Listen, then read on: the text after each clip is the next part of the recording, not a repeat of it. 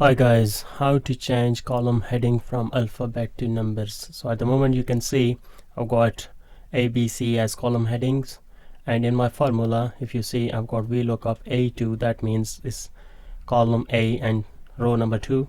So let's see how you can change it and what's the impact of this on the formula. So if you go to file, you go to options and you go to formula, and in work with formulas you have got this one, reference style.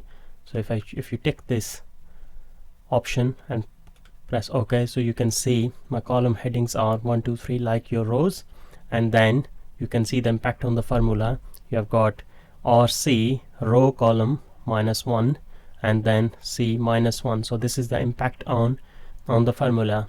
So if I switch it back to alphabets, and you will see again it has changed back to normal.